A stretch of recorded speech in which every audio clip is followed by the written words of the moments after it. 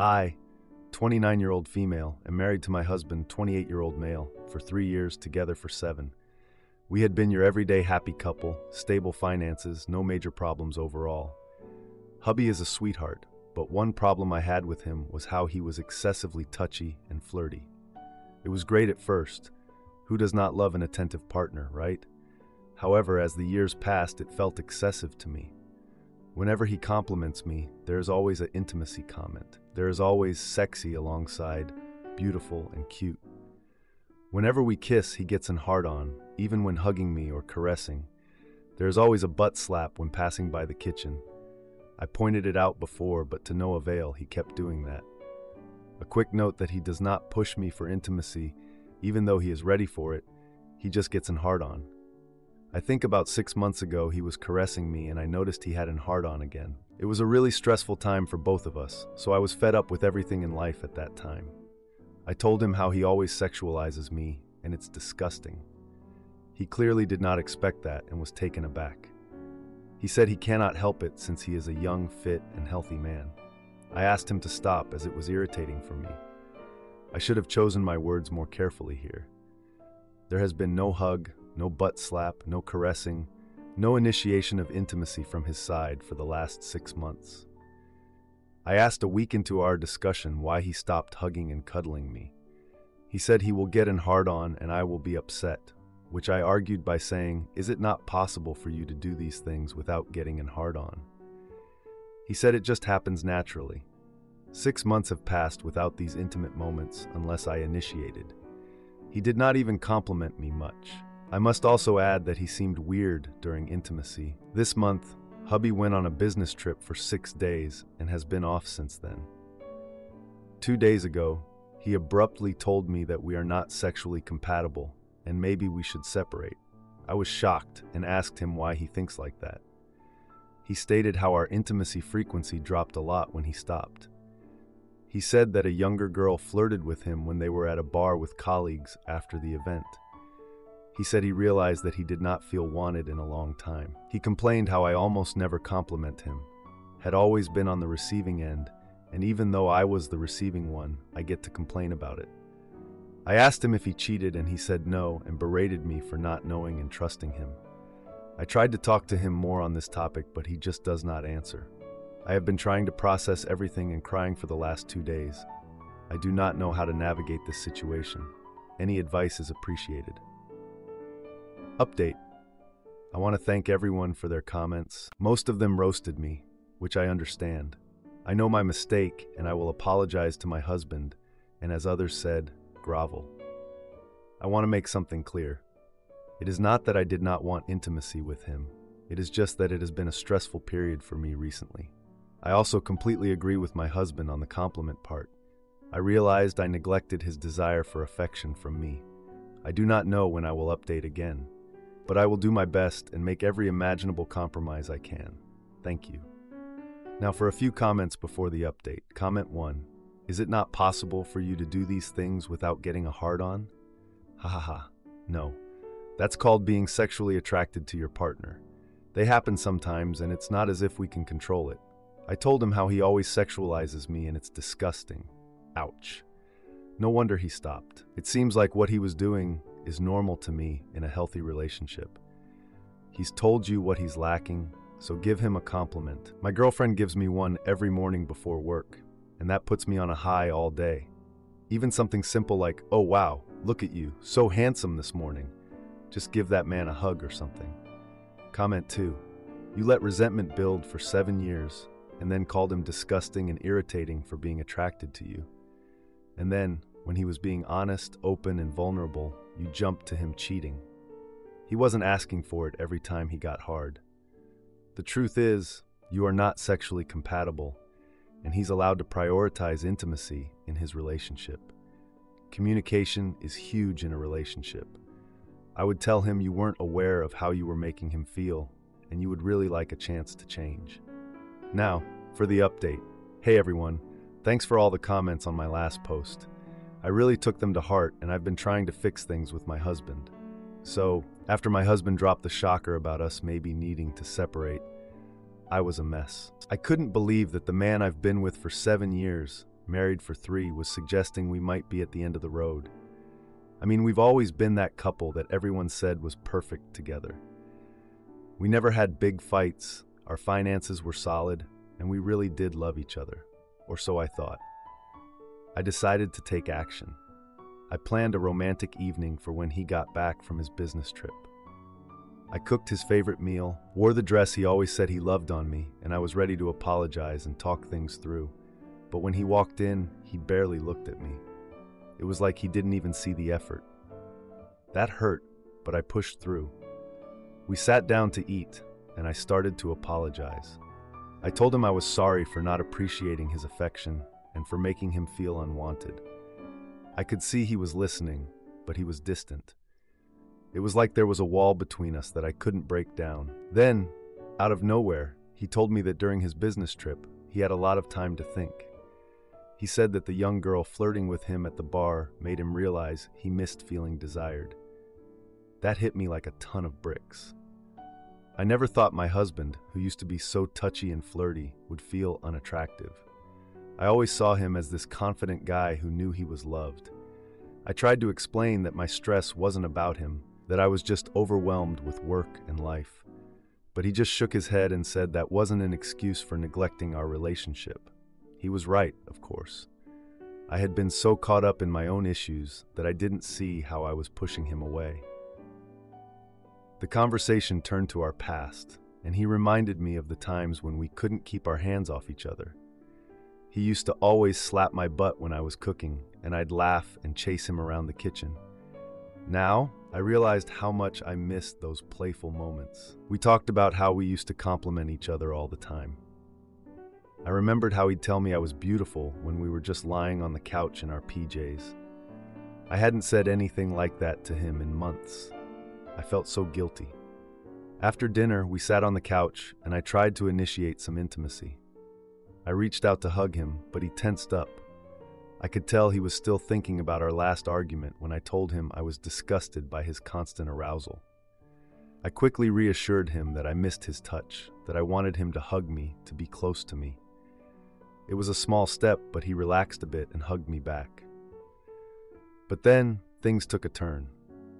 He told me that he had been considering taking a job offer in another state. He said it might be good for us to have some time apart to figure things out. I was shocked. I couldn't believe he was thinking of leaving, of walking away from everything we built together. We argued, and I reminded him of all the good times we had, of how we supported each other through everything. I brought up the time when he lost his job a few years back, and I was there for him, helping him get back on his feet. I thought that would remind him of how strong we are together. But he said that was different, that back then, we were a team, and now we were just two people living separate lives under the same roof. That hurt more than anything. I couldn't believe he felt that way. In a last-ditch effort, I suggested couples therapy. I thought maybe if we had a professional help us, we could get back to where we used to be. He agreed to think about it, but I could tell he wasn't convinced. The next day, I found a brochure for a couples retreat in his car. I was ecstatic. I thought it meant he was considering working on our marriage. But when I confronted him about it, he looked confused. It turns out, the brochure wasn't his. It belonged to a colleague who had accidentally left it in his car. My stepbrother tried to gaslight us at Christmas, but his toxic lies unraveled, and he got a taste of his own medicine when... Basically, my 30-year-old sister and my 28-year-old stepbrother had an altercation on Thanksgiving. While my sister called him and apologized for something she said, he remained distant with the whole family. We all celebrate Christmas Eve at our parents' home. My husband and I were staying there so our kids could spend time with Santa, my stepdad, and have the morning with their grandparents. Since my stepbrother and sister both recently had their own babies, they planned to stay for Christmas morning as well. However, when we all arrived, my stepbrother completely ignored my sister and only greeted her husband. Her husband became annoyed and stayed with my sister and their baby in the kitchen for most of the time.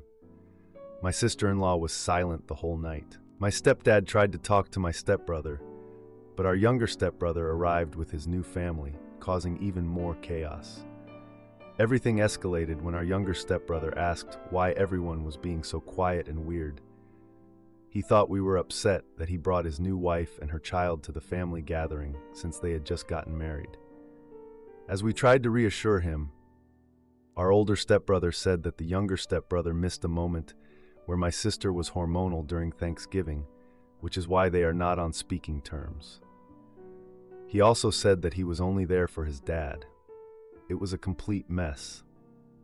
I didn't know what to do, so I gathered all the kids with my husband and put a movie on for them to watch in the guest bedroom. My husband stayed there with my sister's baby, since my stepbrother's baby was also sleeping there. Ultimately, my stepbrother took his wife and baby and went home. We all tried to calm things down for the sake of the kids, but it was already late and they were tired and upset. My sister and her husband left as well. My husband and I decided to stay until New Year since we work from home. My stepdad was really upset about everything, so he asked us to have the grandkids there longer to make it up to them. However, my sister-in-law called and asked if she could come over without my stepbrother. She brought bags and her baby and broke down crying, explaining that she had no family, they are toxic, and that she loves my parents but can no longer stay with my stepbrother. She feels terrible for putting my parents in this situation, but says that his behavior towards my sister has made her realize who he truly is. Of course, my parents are allowing her to stay for as long as she needs, but I can already see the strain it's placing on my stepdad. So, I discussed with my husband the idea of letting her stay with us after New Year. Now my stepbrother knows and accuses me of sheltering his wife and child, even though we are all still at my parents' house. I don't know how to handle this situation. I'm only thinking about what's best for my 11-month-old niece, who is caught in the middle of all this. My stepbrother has always been disrespectful towards women, though we used to think it was just for attention. But the way he is treating my sister and his wife now makes me concerned. However, I understand that it's not my place to make decisions for them. Perhaps if I open up my house to them, this baby can have some stability while her parents figure things out. Now, for a few comments before the update. Comment 1. Using the phrase harboring his family doesn't make any sense here. You're letting your sister-in-law and her child stay at your house, not hiding a fugitive in your wine cellar. You need to tell your stepbrother that his wife is an adult, and if she doesn't feel comfortable, safe, whatever, staying with him while they're in the middle of a fight, then she has every right to make a choice to stay somewhere else temporarily. If anything, it's far better for her to be staying with family than with friends who might immediately call the cops if he shows up and starts getting even slightly angry. You're doing nothing wrong by letting her and her kids stay with you, so let those two figure out what they ultimately want to do and just have that place there for her to retreat to when, if she needs to. Comment 2. Man, your stepdad is in a weird place right now, isn't he?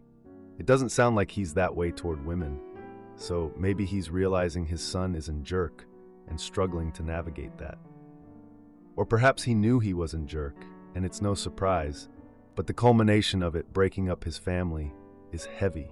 Or perhaps he is witnessing a product of his own making. I'm not sure. If you can comfortably house your sister-in-law, do that. She needs a safe place, and I don't know that it's a great idea to have her at your parents' house for several reasons. Your stepbrother needs to take a long walk off a short pier. Now for the update.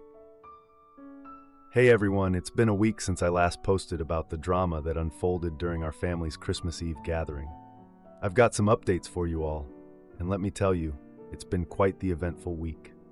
After my last post, things took a turn when my stepbrother found out about my offer to let his wife and baby stay with us. He was furious and accused me of taking sides. He even showed up at our parents' house unannounced, demanding to talk to his wife. It was intense, to say the least.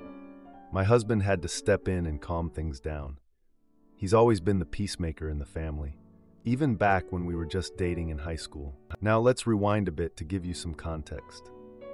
My stepbrother has always had a bit of a temper, but we never saw it get this bad.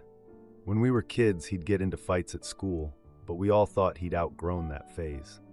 Turns out, old habits die hard. Back to the present, My sister-in-law was shaking like a leaf when he showed up. She's always been a bit on the shy side ever since she joined our family. I remember when they first started dating, she was so quiet, you'd forget she was in the room. But seeing her stand up to him that day, telling him she needed space, was a side of her I'd never seen before. My parents were beside themselves.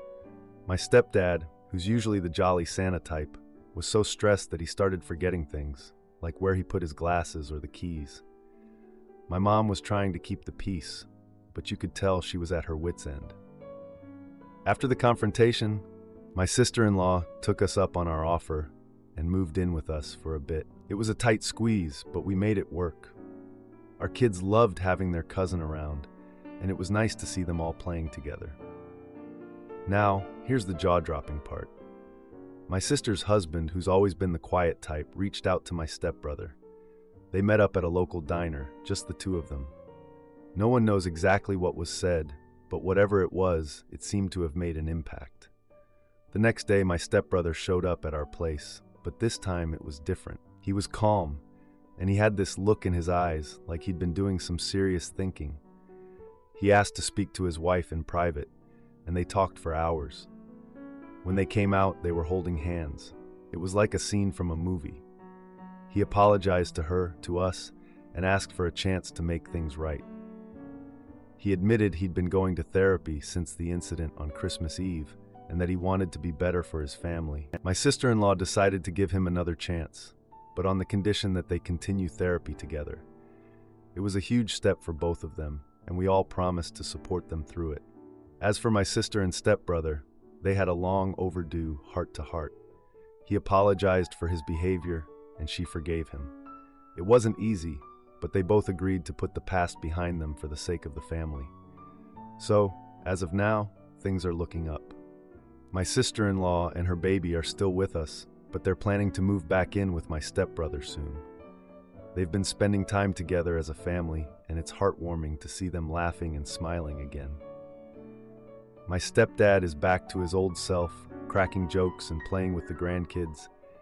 And my mom, well, she's just happy to see her family coming back together. It's been a ride of emotions, but I'm hopeful that we're on the path to healing. I never expected things to turn around so quickly, but I'm grateful they did. It's amazing what a little communication and a lot of love can do. Fiancé laughs at my pleas for counseling, so I cancel our wedding. She's shocked when the twins aren't mine. Hi everyone. I've been with my fiancée Lola for almost 7 years now, and we've been engaged for 2 of those years. We have twins together, a male and a female, both 3 years old, and I thought we were happy. About a year ago, we had a small disagreement about how she was raising our kids. However, after receiving some feedback from Reddit, I was able to see that I was in the wrong, and I was being incredibly offensive toward my wife. This was on a different account that I lost the information for, but everyone was very helpful, so thanks again. I apologized, and she seemed to accept my apology, and I thought things were back to normal after all of that. She seemed to be her normal self again, and we didn't disagree about that topic anymore. In fact, we hadn't even had a minor disagreement for months after that. I thought we were happy.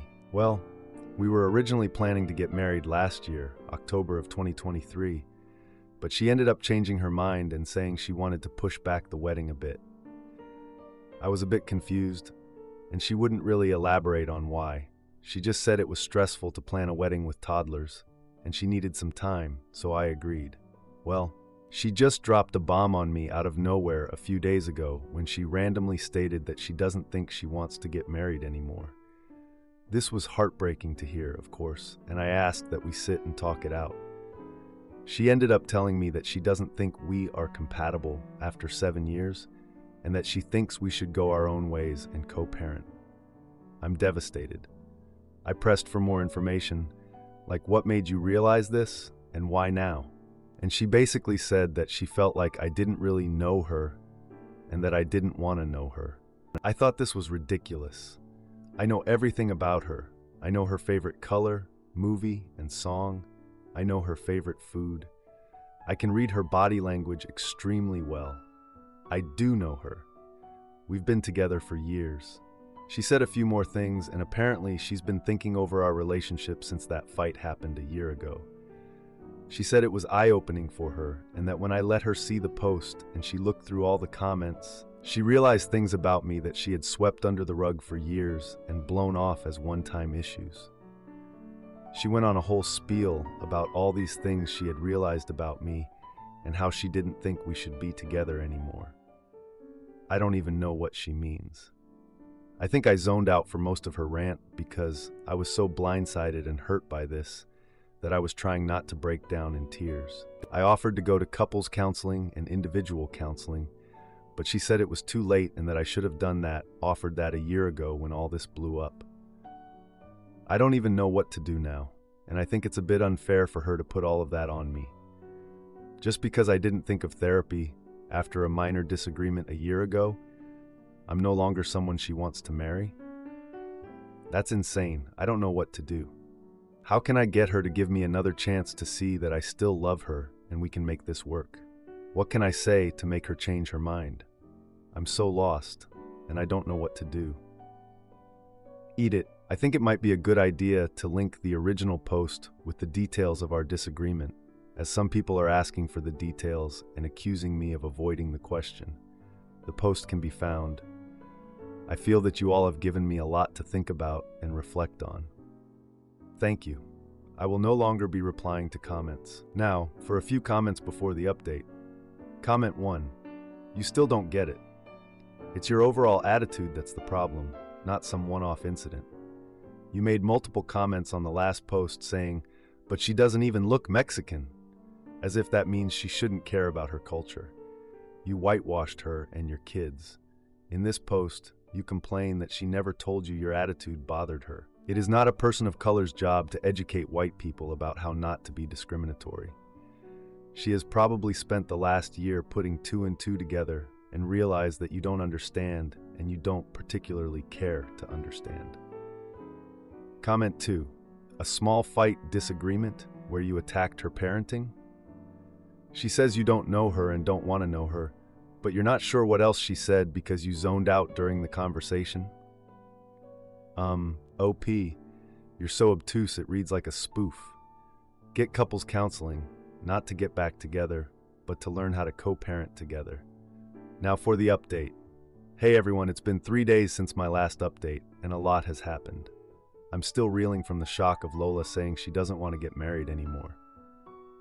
I've been trying to wrap my head around everything and figure out where to go from here. After our conversation, I spent a night at my brother's place to clear my head.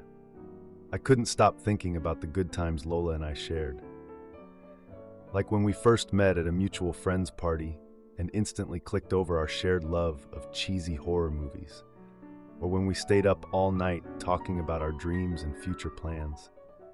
It's hard to believe that the same woman who once looked at me like I was her world now wants to go our separate ways. I came back home the next day, hoping to talk to Lola again, but she was out with the twins. I remembered how she used to leave little notes for me around the house, so I decided to do the same for her. I wrote about all the memories we shared, how much she and the twins mean to me, and how I'm willing to do whatever it takes to make things right. When Lola came back, she found the notes. We sat down and had another heart-to-heart. She admitted that the notes were sweet, but they didn't change how she felt. She told me about the time before the twins were born, when she wanted to start a small business, and I brushed it off as impractical. I had completely forgotten about that, but it still weighed on her. It was a reminder that there were parts of her life and aspirations I hadn't fully supported or understood. I suggested couples counseling again, and this time she agreed to give it a try. It felt like a small victory, a glimmer of hope. We had our first session yesterday, and it was intense. We both laid our feelings out on the table. Lola expressed how she felt unheard and unappreciated at times. I realized I hadn't been as attentive to her needs as I thought I was. The counselor suggested we spend some time apart to think about what we truly want. Lola decided to take the twins and stay with her sister for a while. It was hard watching them leave, but I knew it was necessary for both of us to have space to reflect. Today I've been alone in the house, surrounded by silence and memories. I stumbled upon an old photo album from our early years together. Flipping through the pages, I saw the way we used to look at each other, full of love and excitement for the future. It's painful to think that we might not have that again. I've been doing a lot of thinking about myself too. I realize that I've been complacent in our relationship, taking Lola's presence and love for granted. I've been so focused on being a provider that I forgot to be her partner in every sense of the word. I called Lola tonight and we had a calm conversation. She said the time apart has been good for her, that she's been able to think without the pressure of my presence. She also mentioned that the twins miss me, which was a small comfort. We agreed to continue counseling, but Lola made it clear that she's still unsure about our future. She said she needs more time to decide if she can see us as a couple again, or if co-parenting is the best we can do. If you like this video, you'll probably like these too. Also, while you're here, please consider subscribing. It's your support that keeps this channel alive and allows me to make better and longer videos. Have a great day.